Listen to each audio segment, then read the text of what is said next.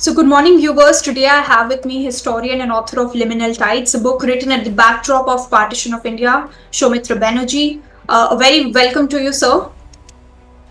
Thank you. Thank you very much. So, you authored a book based on the partition of India, Liminal Tides. How do you look at Bangladesh right now, which is once again plunging into chaos?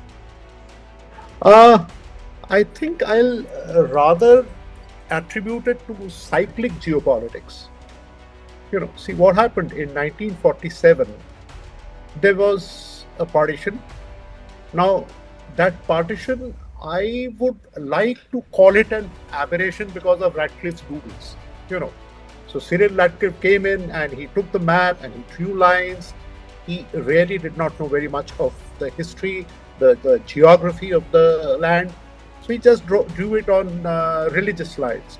So 47 was the first partition where Pakistan and India were divided. And India bled in the west as well as in the east, because Pakistan was West and East Pakistan.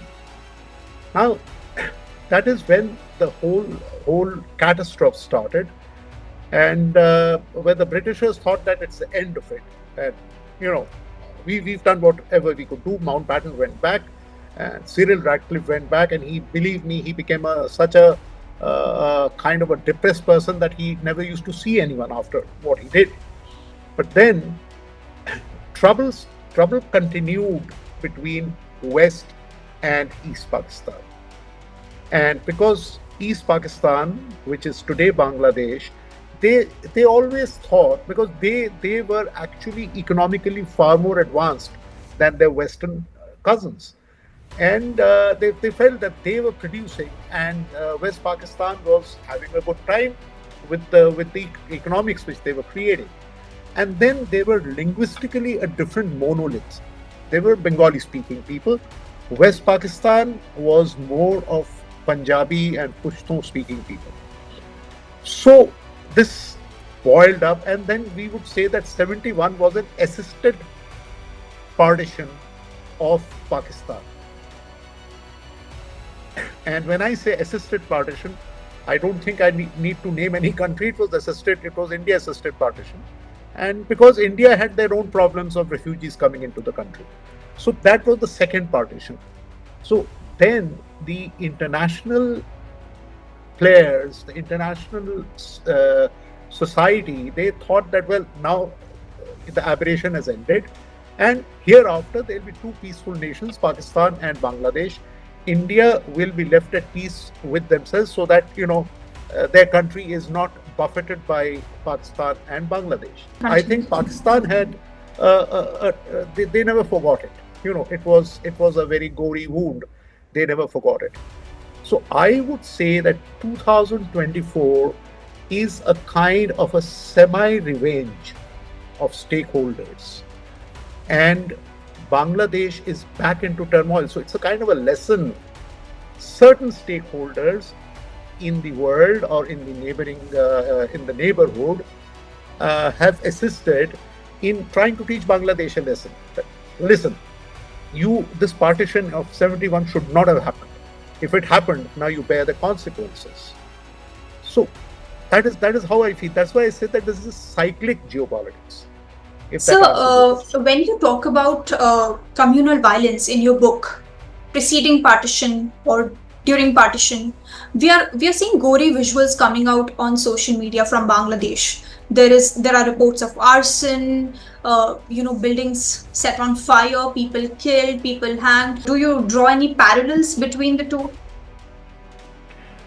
Well, when we talk in terms of any kind of a separatist movement anywhere in the world, there is one common thread which goes through the separatist movement, and the partition of 1947, which my book covered, is no different from any other separatist movement. Now, 47 was not a separatist movement. 47 was a movement to separate, while separatist movement comes out suo motu within a land. But then the common part is arson, common part is riots, common part is inhuman and gory scenes. As you said, in 47, you had the train which was going from Lahore to Amritsar. It was absolutely laden with dead bodies, or vice versa. Now, again, that was a separated movement. Violence was there, riots were there, gory scenes were there. In Bangladesh, uh, one thing which the parallel which we can find is again riots, arson, separatism, right?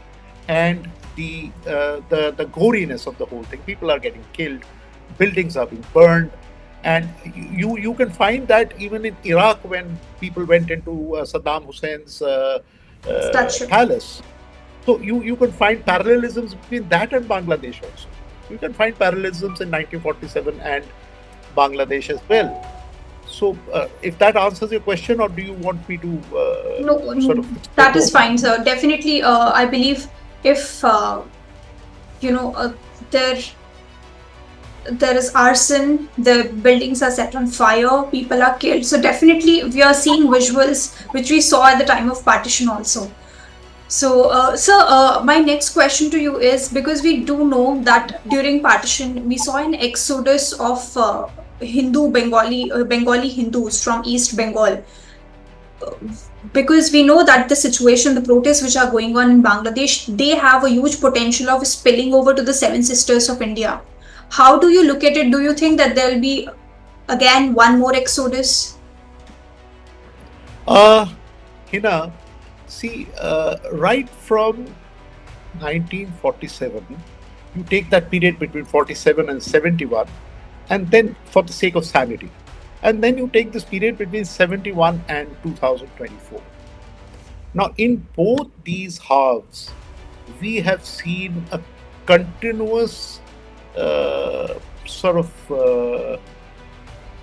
infiltration, I would say, of Bengali Hindus, and even Bengali non-Hindus also getting into the Seven Sisters and into the Indian borders. So this has continued. Now the velocities change. So there are times when, if there has been a problem in Bangladesh, or if there was a Pakistan atrocity going on in East Bengal, the velocity was more. So that is what had always pained India. Why India had to interfere in the 71 war, which is not the premise of my book, but I'm just spilling over my book. Why did the 71 war happen? Because of that pain of continuous infiltration of refugees, whether they were Hindu refugees or they were non-Hindu refugees or any other refugees. That pain continued. And once, even when the 71 war was over, now you take the second half between 71 and 24, the pain still continues. Infiltrations are going on because, you know, the existing Hindu Bengalis, as we would say, call it for the sake of this talk, this discussion, Hindu Bengalis have never actually been comfortable there. They've always been suspect. There's always been a feeling of insecurity, within them while they're there. Now, the question you might ask, and I'm supposing you would ask, is that why the hell are they there? They're there because, they're in their comfort zone. So they have a lot of non-Hindu Bengalis also who are friends. They have their business, they have their ecosystem. So, they would feel ki, chalo chalta hai, let it be, till we are absolutely forced to get out. Same thing happened before 1947. There were a lot of Hindu businessmen in West Pakistan and even in East Pakistan who were in business, who were doing very well. My book covers that. So they used to think that, well, this partition will happen, but then why will our business get affected? We will have just another leader there. Then there were some thoughts that they said that, okay, if it happens, if there is violence, we'll skip the border, go there, stay there for some time, and come back again to our factories. So then again, that comfort zone was there. So there are a lot of people who actually skipped the border after 1947, after independence. So here in Bangladesh also, the Bengali Hindus continued to stay there, who stayed there. Now slowly, that heat was rising. And when the heat rises, more and more people keep on infiltrating in cross-border. More and more people keep on going to the West, seeking asylum, and all that is going on. So I think India and India's governance should have had a pretty good and robust experience of this going on for a long time. It is not something which came in, kya re barish aa gayi, chalo bhagte hain. You know, it is Cherapunji, it continues to rain, so you have to be experienced. And that is why I think it's not my premise to talk. I think the CAA, that is the Citizen Amendment Act, why is this dispensation trying to push it in? Is to accommodate the Hindu Bengalis from Bangladesh is one of the reasons. So maybe that is one of the. I'm not siding with CA, but I'm saying that why is this happening? It is that same question. So there's a lot being said about who is involved behind this unrest, who has actually triggered it, because we do know that from the visuals that we are seeing on social media that cannot be the doing of solely the students. There has to be some other agent involved. And there's a lot of commentary about foreign agents, including US, Pakistan, and China, could be behind this unrest. What is your thoughts behind it? See, one thing, Hina, which both you and I, as laymen, can understand, is that we have limitations to our own capability. So if today someone asks you, or someone asks me, or someone asks my son, or whosoever, that please let's do something, let's shake the government, I don't think we'll be able to do it ourselves. So if you say, and if we suppose that a group of students who suddenly get the power to shake up the Prime Minister of Bangladesh, who's pretty authoritarian, pretty strongly entrenched on her seat, and she has had a reasonably good interaction with the globe. There's a handful of students, a fraction of students coming and pushing her out of the seat. Is that possible? It's not possible. You need money, you need logistical planning, you need a very, very good operational strategy to do all this. Students can't do it. Students can be the content, but they have to be led by strategy. So under any circumstances, I don't think there's an iota of doubt that there are non-state actors who are involved in this. There has to be. Now, I don't think, I think being diplomatic enough, I'm not going to start naming non-state actors, but the non-state actors can be within and without. That means they can be in your neighborhood, and there can be some vested interests far away also. But non-state actors, yes.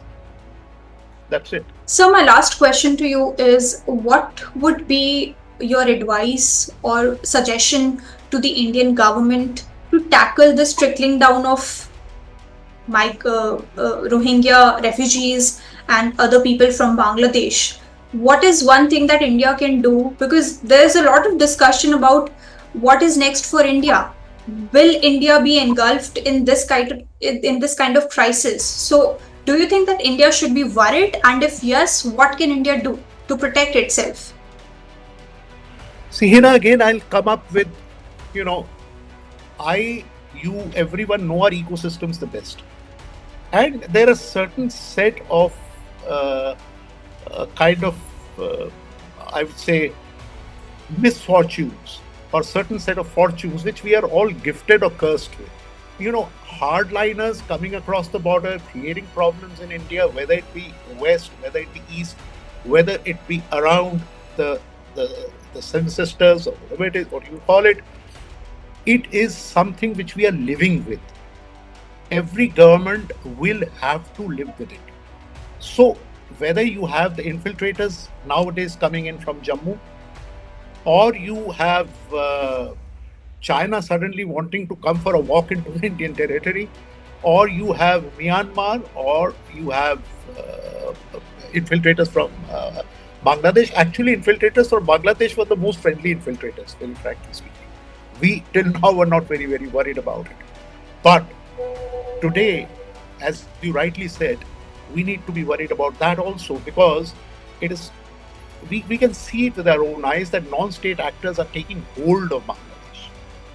So yes, my advice to my 2 cents to the government, I don't know whether I'm anyone to give advice to the government or not.